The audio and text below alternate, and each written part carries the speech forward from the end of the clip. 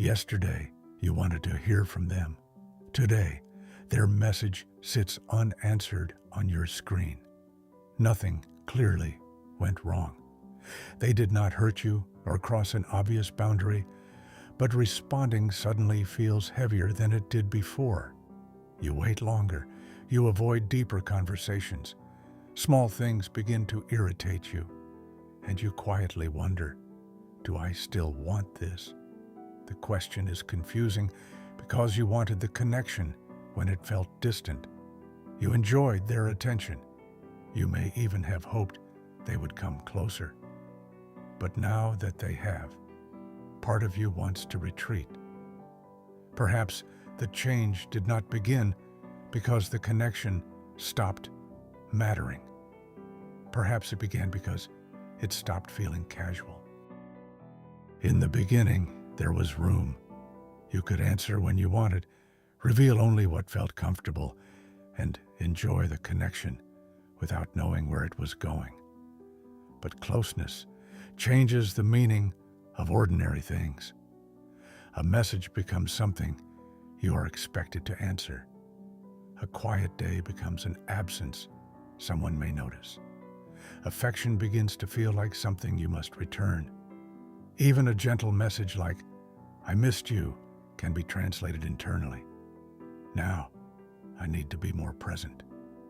Now someone expects something from me. The other person may not be demanding anything unreasonable.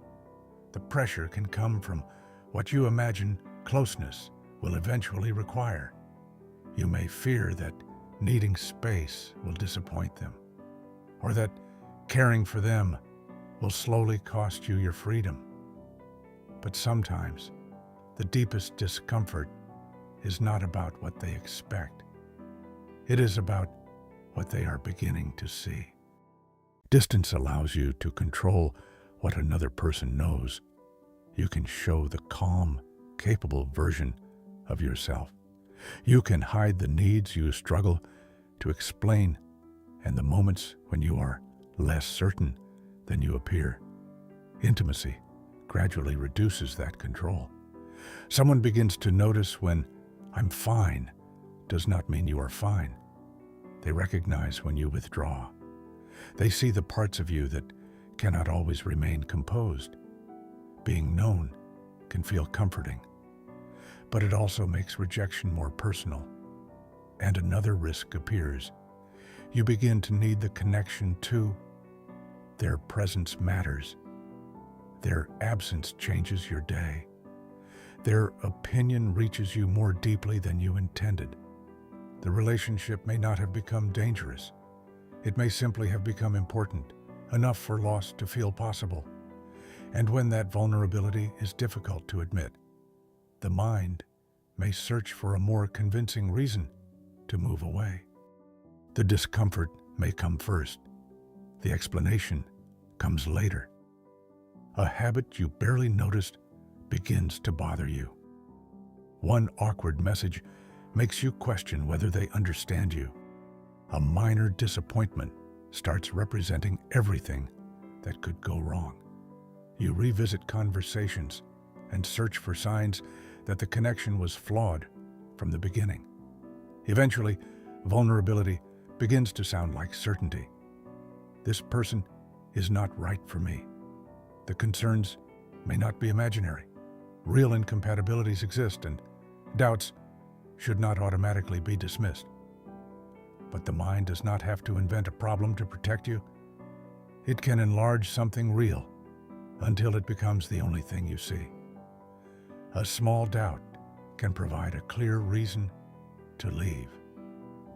Then you no longer have to admit that you are afraid of needing someone, or remain exposed long enough to discover what might happen. Distance begins to feel not only desirable, but necessary. So you respond less. You cancel a plan, avoid an important conversation, or become emotionally unavailable. Then the tension decreases. You no longer have to decide what to reveal.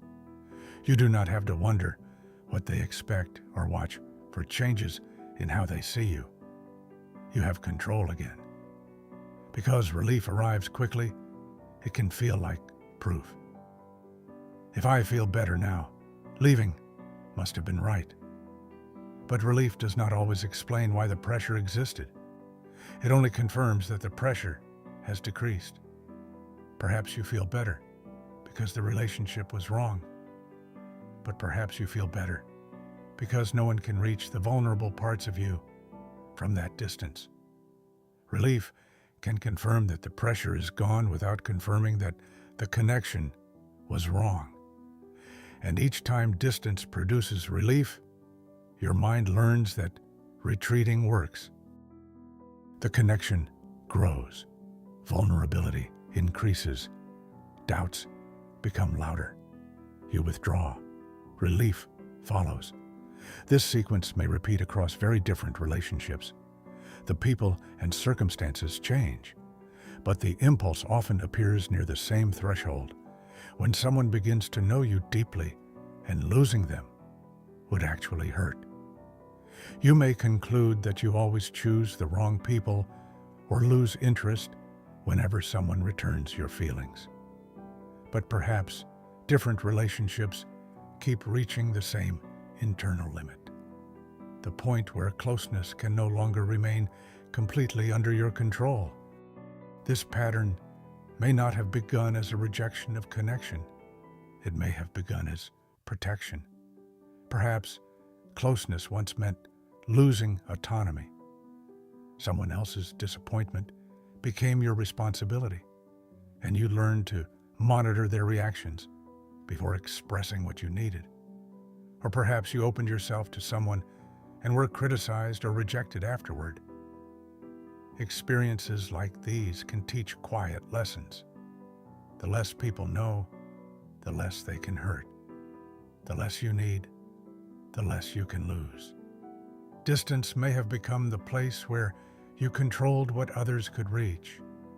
This learning does not have to begin in childhood. A difficult relationship in adulthood can also change how intimacy feels. An old response may continue protecting you even when it is not yet clear whether the present danger is real. Not every desire for distance is fear. Sometimes someone repeatedly ignores your boundaries. Sometimes a relationship becomes controlling, disrespectful, or incompatible with who you are. Leaving can be an act of clarity. Recognizing this pattern is not about convincing yourself to stay wherever you feel uncomfortable. The question is not, how do I force myself to remain? It is, what exactly is making me want to leave? Can you name a concrete behavior that threatens your boundaries? Or does the urge appear when someone begins to understand you more deeply? The answer may not be immediate. Fear and incompatibility can even exist together. Discernment does not require you to ignore your instincts. It asks you to become more precise before allowing discomfort to become a final conclusion. The first change does not have to be staying. It can simply be a pause between discomfort and decision. Before you disappear, end the connection, or turn one doubt into certainty, you might ask, did something become wrong, or did becoming closer begin to feel dangerous? And then, do I want to end this connection, or do I want relief from how exposed I feel right now?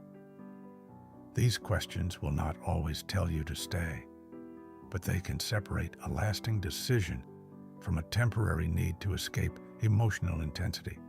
You may still need space, but space does not always require disappearance. You can say, I care about this, but I need to slow down. Healthy closeness has room for boundaries, pacing, and honest uncertainty. A pause does not eliminate vulnerability. It simply prevents vulnerability from making the entire decision alone. The alternative to automatic distance is not surrender.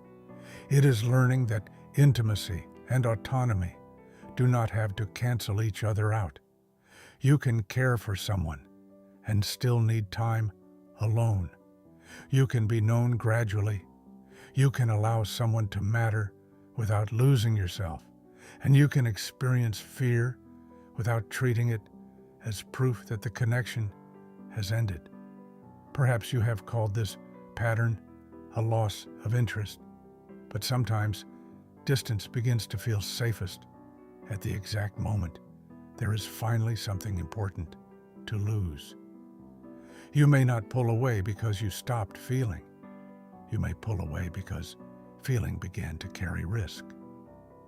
So when the impulse returns, perhaps you can remain with it for a few moments before turning it into a decision, not to force yourself to stay, not to dismiss a genuine problem, but to discover whether something truly became wrong or whether something simply became real.